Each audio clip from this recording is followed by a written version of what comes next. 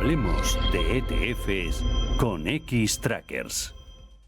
Bueno, recibimos ya a nuestros invitados. Hoy en la mesa nos acompaña Antonio Rollo Villanova, especialista en gestión pasiva de DWS Xtrackers. Bienvenido, Antonio. Muchas gracias, Eva.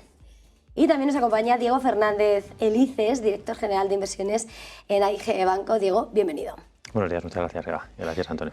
Bueno, lanzo para comenzar este tiempo de charlas, si os parece, pregunta para los dos. Este año los índices de renta variable europea están obteniendo esos resultados excelentes. ¿Cómo estáis posicionados frente al peso objetivo de vuestro índice de referencia y pensáis que esta dinámica se puede mantener de cara a final de año? Vamos, que si Europa va a poder seguir y batir a Estados Unidos. Diego, sí. ¿Diego? Bueno, pues nosotros la verdad es que nuestro último movimiento ha sido neutralizar un poco una sobreponderación que teníamos a Estados Unidos. Seguimos estando más positivos en Estados Unidos, pensamos que no puedes ir en contra de las mejores compañías del mundo, el mejor mercado del mundo y además un mercado muy global en el que puedes jugar cosas absolutamente diferentes y quizás muy poco tienen que ver algunas grandes compañías americanas con small caps, por ejemplo, ¿no? Pero todo tiene un precio. Y invertir se trata de comprar bien acciones, no de solo de comprar buenas acciones, ¿no? Por lo tanto, seguimos positivos en Estados Unidos, pero cautos con la valoración. Y esto pues, nos lleva a quizás el otro extremo. En Europa todo pinta muy mal, parece que el entorno es horroroso, pero hay muy buenos negocios cotizando a valoraciones atractivas que debemos tener en cartera. Por lo tanto, casi nos suena un poco antiguo, ¿no? Esto de Estados Unidos o Europa, ¿no? Es compañía a compañía y sector a sector y no solo una región geográfica. Dani. Bueno, es cierto que la renta europea está haciéndolo muy bien, el DAX está un 14% arriba en el año y Estados Unidos iba un 4,5%, con lo cual quiere decir que por primera vez hace tiempo que no veíamos a las compañías europeas, los índices europeos haciéndolo un poco mejor, ¿no? Es cierto que industriales, financieras son los que más están tirando.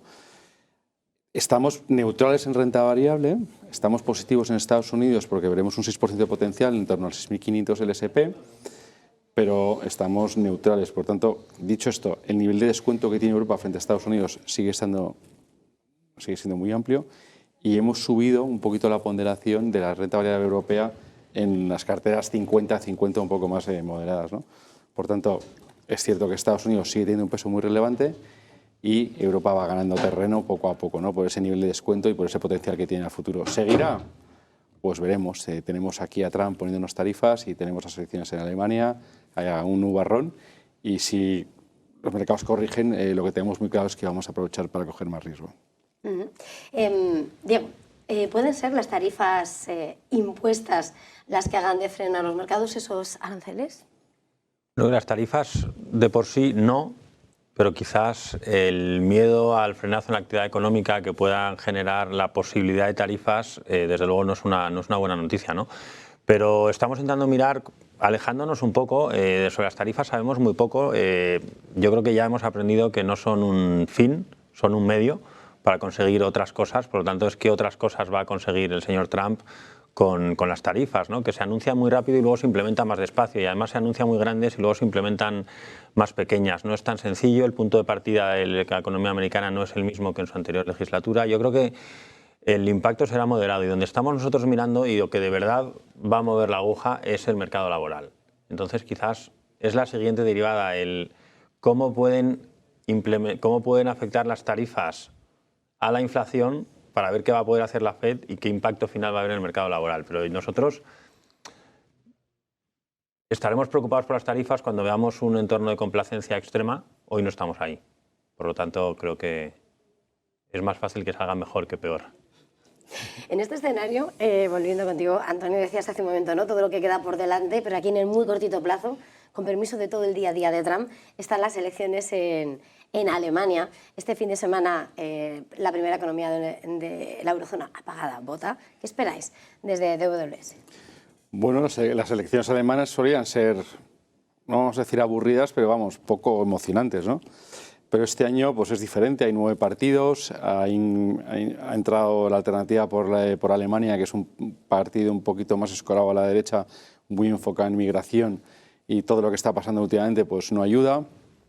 Dicho esto, el consenso de mercado ahora mismo, las últimas encuestas daban que un gobierno de coalición liderado por los demócratas cristianos con un acuerdo de los socialistas y los verdes, ¿no?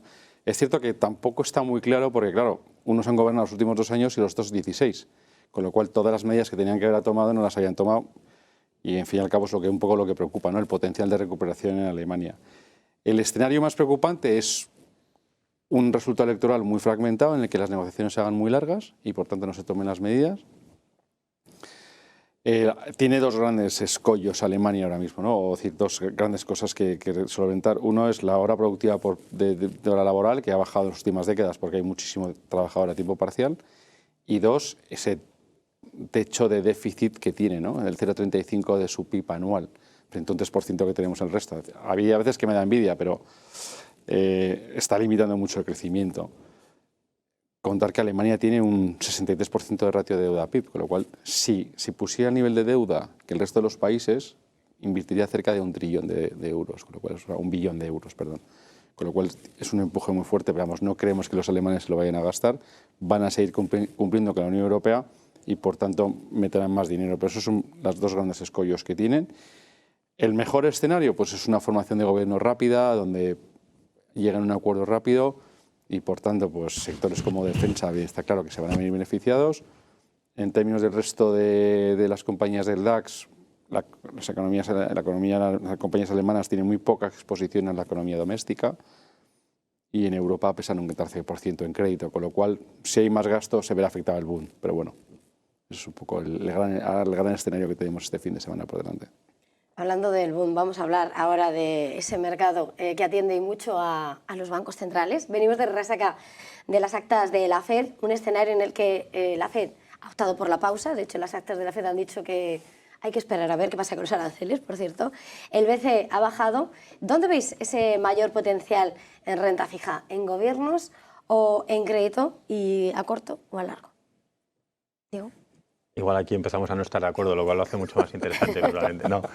Nosotros pensamos que el mercado de renta fija vuelve a ser un mercado como ha sido durante la mayoría de la historia. Es un mercado principalmente de carry, en el que tú tienes una tira a vencimiento y esa es la rentabilidad que deberíamos esperar de los bonos, ¿no? Por un lado, y además venimos de un lugar absolutamente anómalo, en el que la mayor volatilidad y ruido ha estado en tipos de interés, que es lo que tendríamos a llamar activo libre de riesgo. Y, sin embargo, el crédito y los diferenciales de crédito es que han sido una línea recta hacia abajo. Por lo tanto, pues ha habido clases de activo que han tenido rentabilidades excepcionales, que es difícil que siga siendo así, ¿no? Nuestro posicionamiento es que el crédito no está barato, ni muchísimo menos, y casi ninguna parte del crédito está barata, pero no hay ninguna razón para pensar que vaya a dejar de estarlo en el corto plazo. No tenemos ningún desequilibrio estructural y hay muchos factores técnicos de oferta y demanda que van a seguir apoyando el crédito. Por lo tanto, hay que ser algo selectivos, hay que tener cuidado con determinadas cosas, pero no nos preocupa el crédito, aunque no está barato. Por lo tanto, no seríamos agresivos, pero no estamos saliendo corriendo, digamos, de crédito. Y en tipos de interés sí que vemos una muy buena oportunidad. Pensamos que hay 2 mundos diferentes y se están igualando muchas veces. El bono americano está arrastrando al europeo. En Europa, pues la inflación casi ya podemos declarar la victoria contra la inflación, a pesar del último dato. Estados Unidos está muy lejos de ahí. Yo creo que un momento interesante, no sé si será en 2025, 26 o 27 o cuándo llegará, pero será interesante ver cuándo por fin aceptamos que el 2% era broma. Nadie cuenta con que el 2% de objetivo de inflación sea sostenible en el largo plazo en Estados Unidos, yo creo, ¿no? Los que lo dicen, creo que es difícil creérselo. Pero bueno, pues los tipos de interés han subido, hay oportunidades en el tramo medio y largo de la curva y creo que es interesante, pero un entorno de volatilidad con valoraciones exigentes, pero que no tiene sentido salir corriendo, etcétera, etcétera, pues con aspectos técnicos muy relevantes, un peso muy grande en la gestión pasiva, en renta fija, pues yo creo que genera una oportunidad muy buena en renta fija flexible. Creo que hay que ser más activos y hay 2 maneras de ser activos, con fondos de renta fija flexible o utilizando ideas indiciadas para poder de verdad hacer un asset allocation dinámico dentro de la renta fija. Antonio, desde Dobles. Sí, a ver, la FED está en modo pausa, está en modo esperar un poco a ver qué es lo que hace Trump. Las materias primas están subiendo, con lo cual es un dato que puede hacer que la inflación pues vuelva a retomar un poco el alza, con lo cual la FED está en modo, vamos, muy tranquila, y el ECB en cambio está en el otro lado, ¿no? Está preocupado por el crecimiento, está preocupado también un poco, ayer lo decían, ¿no? Lo que decía en el BCE, que a lo mejor hay que tomarse una pausa para ver exactamente cómo evolucionan los datos. Y en este entorno, ¿dónde estamos nosotros más positivos? A ver, en la parte de gobiernos, en Estados Unidos estamos positivos en 2 años o en el 10, no tanto en el 30, por efectos del momento de duración. En Europa, más positivos en el largo que en el corto. Si sigue la tendencia a bajada de tipos, deberíamos ver algo más de rentabilidad. Esperamos el 2% de tipos en la Unión Europea a finales de año. Y en la parte de crédito, pues evidentemente preferimos investment grade que high yield. El retorno absoluto que esperamos del carry más el movimiento de los spread hace que el investment grade esté más positivo que el high yield. De hecho, hemos subido en las carteras 50-50 casi un 4% el peso en investment grade, de índices de investment grade, y lo hemos bajado de high yield. Pero es cierto que, un poco como decía Diego, el carry está tirando, el high yield tiene más carry y los spreads no paran de bajar en línea recta, con lo cual este año, aunque todo el mundo está más positivo en investment grade, lo que está performando es el high yield, con lo cual ahí es un poco lo que estamos viendo. Vamos a abrir capítulo para la inteligencia artificial, la aparición, la irrupción de DeepSeek y todas las preguntas que han girado a su alrededor. Diego, ¿es DeepSeek una realidad, una promesa aspirante? No lo sé. Creo que no lo sé y creo que nadie lo sabe porque no sabemos exactamente qué volumen de inversión ha habido, qué se ha conseguido con DeepSeek exactamente. Es un tema un poco opaco y a mí la verdad es que resulta muy interesante ver cómo datos tan objetivos posiblemente o fáciles de medir como el PIB en China se ponen en duda y datos sobre el volumen de inversión de una entidad privada que son absolutamente imposibles de medir casi se dan por buenos, ¿no? Pero desde luego ha despertado uno de los elefantes en la habitación, que es el múltiplo del mercado, ¿no? En algunas compañías que cotizan con valoraciones muy exigentes, pues quizás hayan acometido unos planes de inversión que pueden ser difíciles de recuperar en el corto plazo. Yo creo que la lectura para el mercado es muy positiva, porque inteligencia artificial se va a extender más rápido. Inteligencia artificial quizás no beneficie solo a los actores directamente involucrados, sino que pueda beneficiar a aquellas compañías que son capaces de eficientar sus procesos a través de la inteligencia artificial, y eso va a ser mayor crecimiento y son buenas noticias de medio y largo plazo. Por supuesto, ver que has estado haciendo inversiones gigantescas y que puede que alguien consiga un resultado parecido con una 60ª parte de eso, pues abre determinados riesgos, ¿no? Hay que estar muy atentos y iremos viendo, pero la realidad es que la experiencia y la historia te dice que cuando una tecnología se hace mucho más barata, no es un problema para la tecnología, sino todo lo contrario, ¿no? Se utiliza más. No es cuando los ordenadores sean más potentes, nos decimos que bien, vamos a seguir teniendo 2 o 3 ordenadores en la oficina y vamos a poder hacer lo mismo, ¿no? Todo el mundo termina con ordenador, ¿no? Y esto ha pasado en cada innovación tecnológica.